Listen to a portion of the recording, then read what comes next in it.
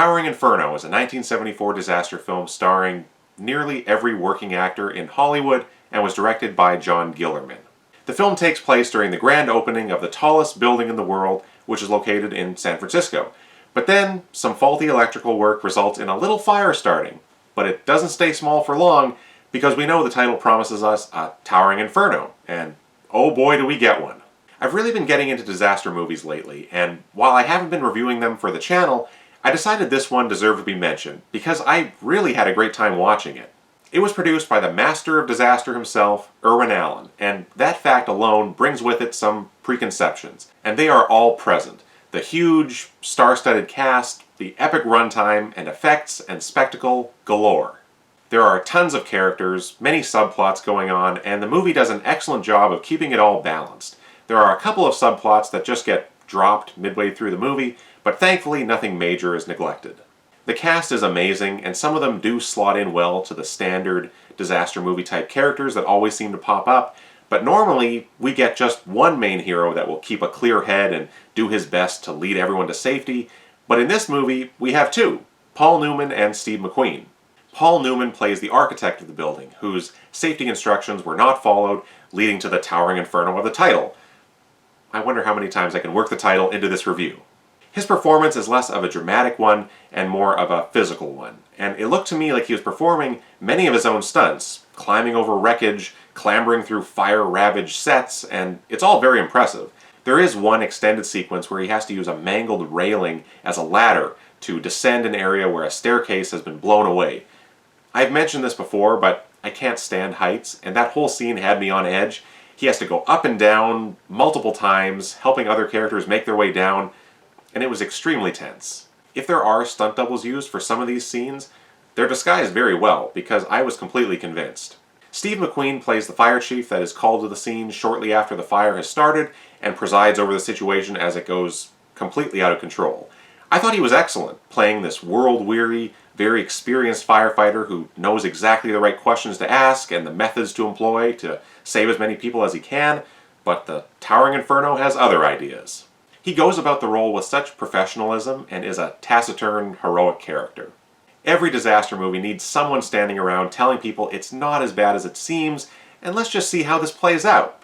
And this time he's played by the great William Holden. I love William Holden, and I wasn't sure at first how big a role he was going to play, as his star had begun to fall after being hugely popular throughout the 50s and 60s, but his character develops over the course of these events. At first, like I said, he downplays it and wants to pretend everything's fine, but as the situation worsens, he becomes a leader to the people, trapped in the top floor, trying to keep everyone calm, and slowly begins to take responsibility for the cost-cutting measures that led to this towering inferno. Okay, I'll stop. He's almost the captain going down with the ship in this story, and he's present for much of the action. There always seems to be a criminal of some kind lurking around during a disaster, a la Van Heflin with his briefcase full of explosives in Airport, but here he shows up in the personage of Fred Astaire, playing a con man. The movie gave him a chance to play more of a dramatic character, confessing his criminal intentions and sort of turning over a new leaf as the movie progresses. He's even given a chance to do a little bit of dancing during the party at the beginning, which was probably contractually obligated if you hire Fred Astaire, and he was rewarded with an Academy Award nomination and won the Golden Globe for Best Supporting Actor. For the dramatic work, probably not specifically for the dancing. Faye Dunaway plays Paul Newman's fiancée, and that's about all there is to her character. She hangs around the top floor, checking in with Paul Newman when he's not busy saving trapped people elsewhere in the building, and then hangs around, literally, in the exterior elevator towards the end. That was a bad one. The villain, if you want to call him that, is played by Richard Chamberlain, an engineer who made the cuts to the electrical materials budget that resulted in all this destruction. He's quite aggravating and annoying. He becomes a coward towards the end and meets the end that such characters meet in movies. Sorry, spoiler alert. It's the least likable character we meet, so he does his job. Jennifer Jones, star of so many classic films of the 1940s, plays the object of Fred Astaire's con game, and gives a really good performance as well. She's a part of that nail-biting sequence with climbing down the stairwell that I mentioned earlier, and at first I thought, there is no way we're going to see Jennifer Jones climbing around in a disaster movie. But she did it, and was very impressive. This was her final film role, and also received an award nomination for Golden Globe for Best Supporting Actress. Robert Vaughn, the man from U.N.C.L.E. himself, shows up as a senator attending the grand opening.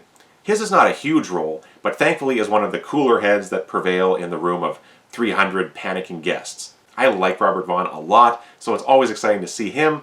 This movie was something of a reunion for he and Steve McQueen, although they don't share the screen together. They were both, of course, part of the Magnificent Seven and later Bullitt. Robert Wagner has a far too brief role as the PR man responsible for the night's festivities. Now, this is a disaster movie, and I said his role was brief, so I've already spoiled that he doesn't last too long during all the destruction. With that out of the way, his death scene is crazy. Obviously, it's a stuntman pulling this off, but the character is running through a room that is completely on fire, and somehow winds up completely on fire himself. And I mean completely. He's engulfed. It's a shocking sequence and comes before a lot of the other disastrous scenes we witness. O.J. Simpson plays one of the security officers for the building, and he's a part of one of those few dropped subplots I was talking about. He and Paul Newman rescue some children, but I don't think we ever find out what happened to their mother, who's deaf. Instead, O.J. rescues a cat and disappears for the next couple of hours. Which is alright. The infamy that he has now makes him a little distracting on screen, but this was about 20 years before all of that. Dabney Coleman has a brief role at the end playing a head fire chief of some kind, and he's on screen for a couple of minutes, that's all, but it just confirmed for me that Dabney Coleman looked about the same for several decades. There are plenty of other characters running and screaming throughout the film, but these are the main ones. The movie was directed by John Guillerman. Now, the first time I mentioned his name on this channel was for my review of the 1978 Death on the Nile, a movie I absolutely love. And here, as in Death on the Nile, he knows exactly how to utilize a huge cast. Nearly everyone is given little character moments, something to define them, and then we can see how they react when faced with an extreme situation, be that a towering inferno, snuck one in again, or a murder investigation. The movie is shot so well, and does a good job of placing the cast where we can see them and the roaring flames all in one shot. The stars are kept back far enough that you know they wouldn't have been in any serious danger, but it always helps being able to see the actor's face during action like this. Speaking of, the finale is incredible. It involves blowing up the huge tanks of water at the top of the building in hopes the water will wash through the building below and put out the fire. All of the surviving characters strap themselves down on the top floor to avoid being washed away.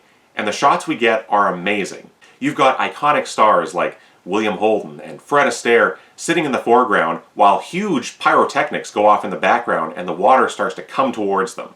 You can just tell that everyone is bracing for impact. I'm sure there was no acting required on set that day. They were ready to be in the same room as explosions and thousands of gallons of water rushing past them. It's intense, and I loved it.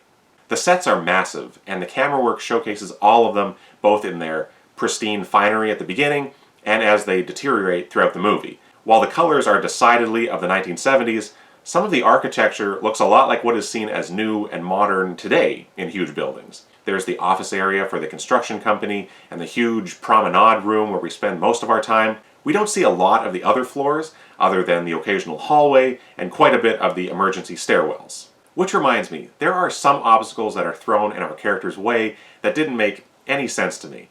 To clarify, I love it in movies when it feels like the screenwriter brainstormed every possible problem that could be encountered and then works in every single one of them.